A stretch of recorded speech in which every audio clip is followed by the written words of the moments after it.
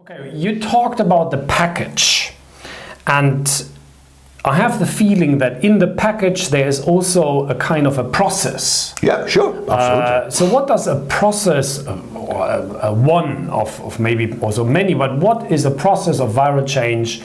What does it look like? Yeah, okay, yeah, sure, there is a process, and there is a very well defined process that is behind the platform that starts with uncovering the behaviors that are needed in the system. That's usually is what we call the discovery phase, may take a few months, 2 months, sometimes 3 months.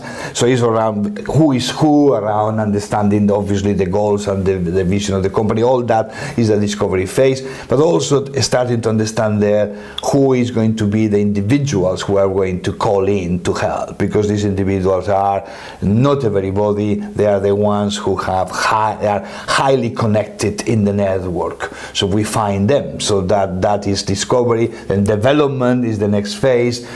Could take anything between 2 or 3 months again, depending on how fast you want to go. And it's about calling these individuals to help. We usually do social network analysis to identify these individuals. So a scientific process that is a peer-to-peer nomination is in an anonymous way, but you end up with a collection of individuals who are willing to help in a voluntary way because their peers say, this is the person that you need to work with, and then the next phase is called engagement, which is what you put that together, and for the first time you have all these individuals in a room and say, we need that, we need you, this is why, this is what we need to do, and the whole thing starts.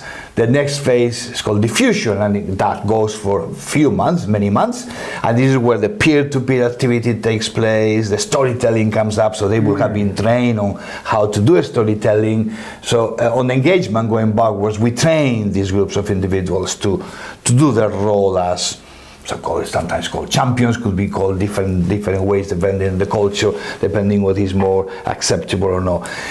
After the diffusion phase, where we have metrics, we know what's going on, there may be a recalibration of some of the project team members that they are here in the background doing all that, then we declare the final phase, which is called sustain, in which we think most of these things are already there, most of the behaviors are already embedded in the system, what's next? And that is something may happen after year 1 or year 2 or something like that. So this is a very structured way behind, but is not that completely visible to the entire organization. No. We work with an internal project team. We create a group of individuals, anything from 10 to total 20, depending on how big the whole thing is. We work with them, we are embedded them, we work almost full-time there, and we have a principle that we call the principle of designed informality, which means that everything is very well designed, but actually it looks relatively informal for the external world, because we don't want